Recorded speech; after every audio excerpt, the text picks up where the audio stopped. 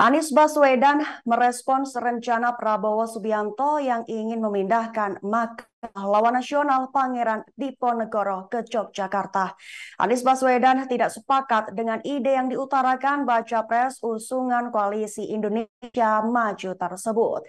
Baginya rencana itu sebagai bentuk upaya merusak dan tak menghargai sejarah. Untuk informasi selengkapnya kami sampaikan langsung oleh rekan wartawan Tribun Timur Erlan Syahputra. Silakan untuk laporan lengkapnya. Selamat sore, Jesse. Selamat sore Tribuners dimanapun Anda berada. Jadi dapat kami laporkan bahwa tepat minggu kemarin itu salah satu Baca Pres RI, Pak Anies Baswedan dan bersama wakilnya Muhaimin Iskandar atau Caimin menyambangi kota Makassar. Jadi Caimin maupun Anies Baswedan itu melakukan safari politik selama 2 hari di Kota Daeng dan mengelilingi sejumlah daerah di Sulawesi Selatan. Namun ada hal yang menarik yang disampaikan oleh mantan Gubernur DKI Jakarta dalam hal ini Pak Anies Baswedan ketika melakukan ziarah di makam pahlawan nasional yakni Pangeran Diponegoro, di mana sebelumnya itu calon presiden Prabowo Subianto itu sempat menginginkan agar makam Pangeran Diponegoro itu dipindahkan ke tanah asalnya. Sebagaimana diketahui bahwa makam Pangeran Diponegoro itu berada di kota Makassar bersama dengan makam istri dan keturunannya. Namun Prabowo Subianto ingin memindahkan makam Pangeran Diponegoro bersama keluarganya ke tanah Jawa atau di Yogyakarta.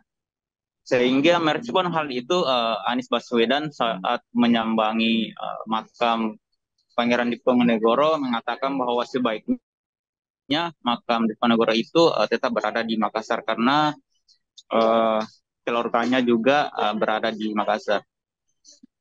Kemudian masyarakat di tanah Jawa juga menolak adanya pemindahan makam yang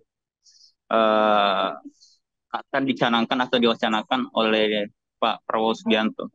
Dan begitu pun yang disampaikan oleh Cak Imin kemarin bahwa kalau di pihak keluarga Baca Pres Anies maupun Cak Imin itu tetap menolak adanya pemindahan makam Pangeran Diponegoro bersama dengan istri maupun dari keturunannya.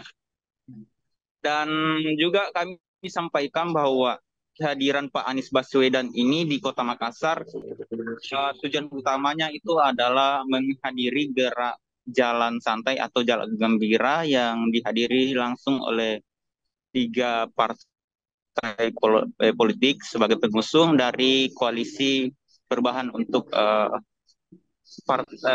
mulai dari Partai Nasdem, PKS, dan juga partai pengusung lainnya yang bergabung dalam koalisi KPP. Jadi seperti itu yang kami bisa sampaikan, Saudara Yesi. Kami kembalikan ke studio. Baik, terima kasih atas laporan lengkapnya. Silakan bertugas kembali. Dan wartawan kami telah menghimpun wawancara dengan Anies Baswedan Baca Pres. Berikut tayangannya untuk Anda. Kita hormati di sini, tepatnya di sini, dan bagian dari sejarahnya. Memang Pangeran Diponegoro berkunjung wafatnya di Makassar, maka biar itu menjadi bagian dari sejarahnya. Dan kalau dipindahkan akan mengubah sejarah seperti itu? Ya, biar di sini saja, memang tempat makamnya di sini. Ya, kami berdua ziarah, menghormati, mendoakan. Pangeran Diponegoro ini adalah inspirasi perjuangan yang ketika beliau bergerak bukan hanya menggerakkan pasukan, tapi seluruh rakyat di tanah Jawa pada waktu itu memilih menjadi bagian dari gerakan perlawanan. Yang beliau perjuangkan adalah keadilan. Karena pada waktu itu pajak-pajak, kemudian penindasan luar biasa kuat. Itu satu, kami merasa bersyukur bisa ziarah ke sini. Dan dalam sejarah Indonesia, Pangeran Diponegoro sangat penting. Akibat pemberontakan Pangeran Diponegoro, Belanda bangkrut. Akibat bangkrut muncul politik tanam paksa. Akibat politik tanam paksa, kemudian muncul berbalik politik etis untuk membayar balik atas penindasan yang kejam. Politik etis menghasilkan anak-anak muda Indonesia terdidik. Lewat pendidikan itulah muncul gerakan politik modern yang berujung pada kemerdekaan.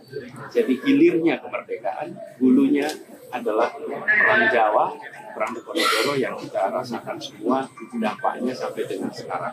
Jadi kami merasa bersyukur bisa pada kesempatan ke Makassar ini ziarah, berikan rasa hormat dan mudah-mudahan terinspirasi. Terima kasih sudah nonton.